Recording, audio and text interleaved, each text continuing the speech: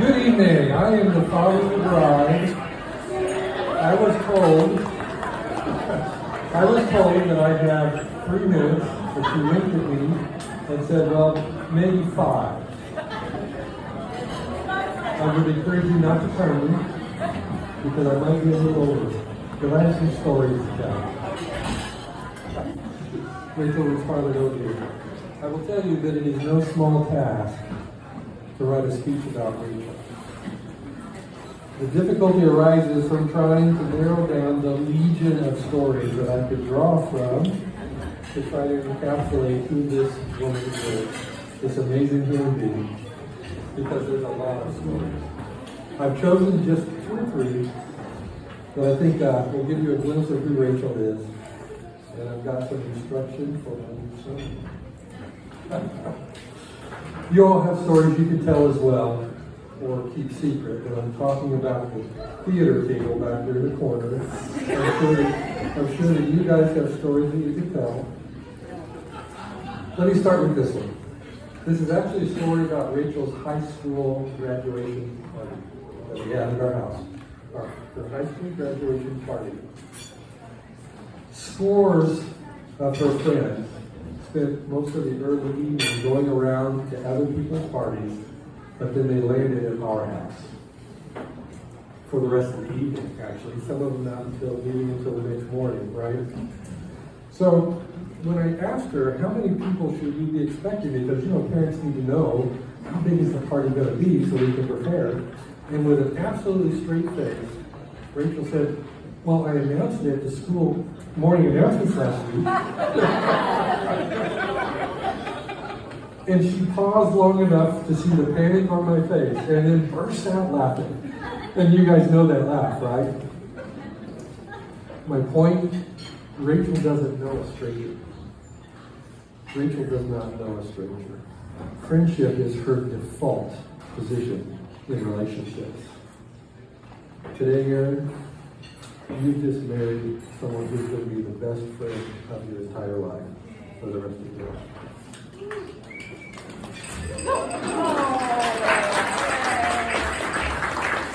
I would point out Rachel's laugh. Her laugh is spontaneous. It is booming. It fills every room, even an auditorium.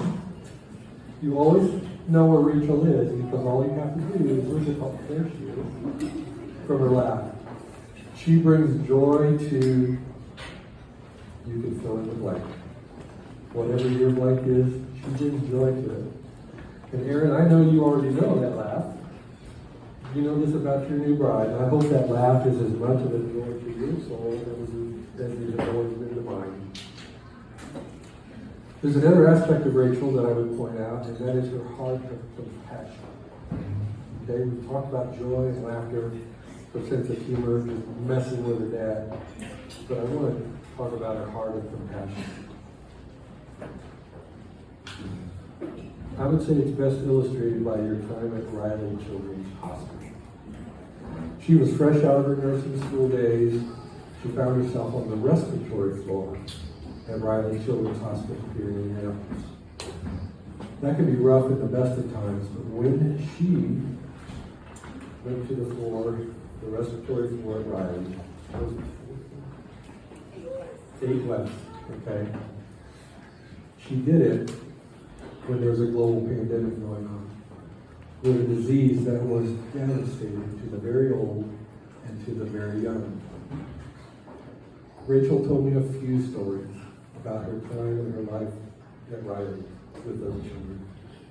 She allowed some of those kids to the last breath. Could you do that? I couldn't do that, but Rachel did. Aaron, I know that you know this about your new bride, her heart of compassion, because I'm sure you've experienced it firsthand.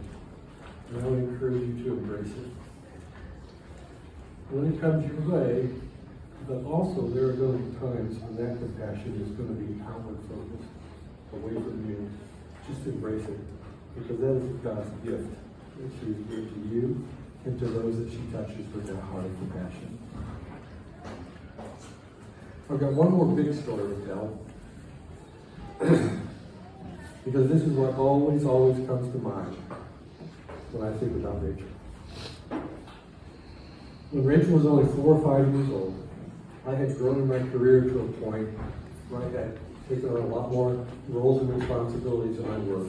And for those of you that have experienced this in your own life, you know that when that happens at work, it's a two-edged sword, because with all those increases in roles and responsibilities comes a lot more stress and anxiety, and all the things for piles of problems end up dumping on you because now you're the boss, right? Well, I had a particularly hard day. I was just churning over it all the way home from work that day. And when I pulled into the garage, I consciously thought, all right, you just need to push this down. You're home. Don't bring work home. Try to be just as upbeat as you can as you walk through that door. So I walked through the door, and just moments later, I hear, and Rachel glides into me, Daddy's home, and gives me a great big hug. And only moments passed before she backed up, looked at me, and said, Daddy, what's wrong? You see, at a very early age, Rachel, we discerned that you are a natural empath. I have observed over the years that you don't just simply recognize emotion in others, you feel what other people are feeling. And I will tell you from personal experience that when this empathic human being here senses and feels what you're feeling, you can't hide it.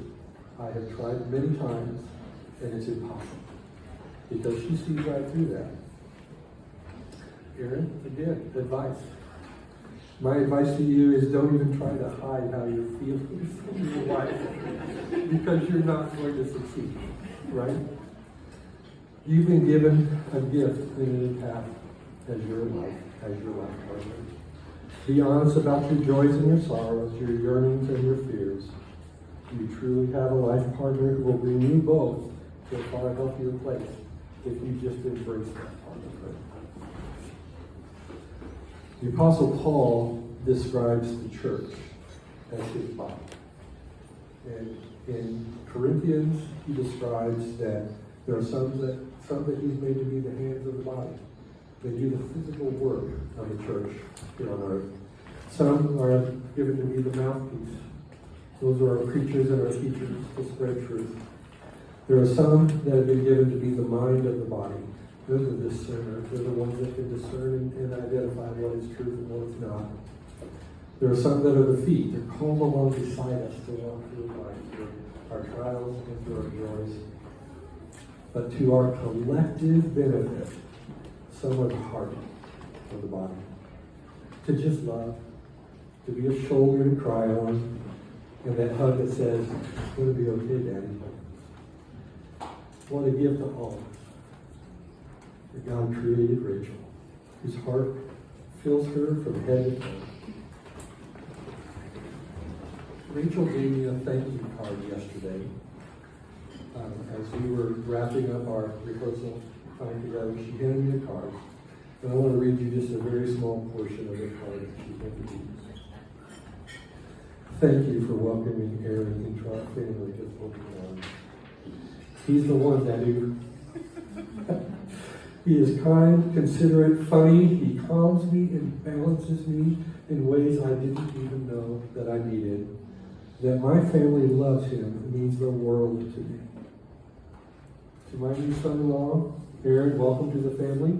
I know you will, as you already have, enrich us as a family, and I know that you love Rachel, because I see it in your eyes every time you're with her. To the Sheets family, I better turn this. Thank you. Well done. Well done. You raised a son who knows how to love and knows how to do well. And that is a gift. That is a gift from your family to my family. As Aaron becomes a part of the Sickmeyer family, she's also becoming a daughter and a sister and an aunt in all the different ways that somebody is brought into the family. She's been a part of your family. She will be your heart and joy. I guarantee it.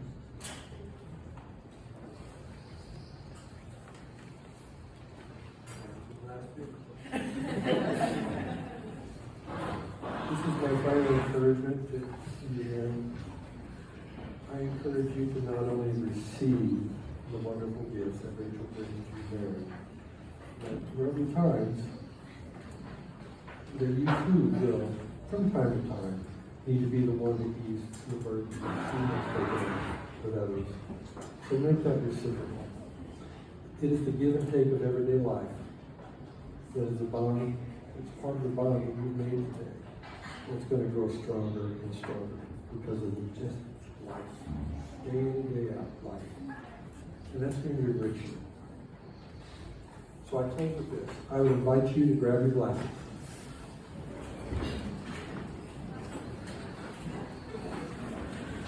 It doesn't matter what's in the glass. It can be water. I can add some caribou. Right? If everybody's ready, to two amazing people.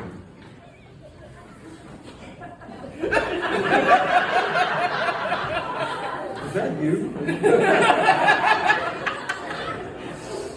To two amazing people. May your marriage be filled with love and laughter. Cherish each other. Stand by each other. Forgive quickly and always choose love, even when it's hard to do so. May this be the start of a strong, a long, and enriching life together. Cheers.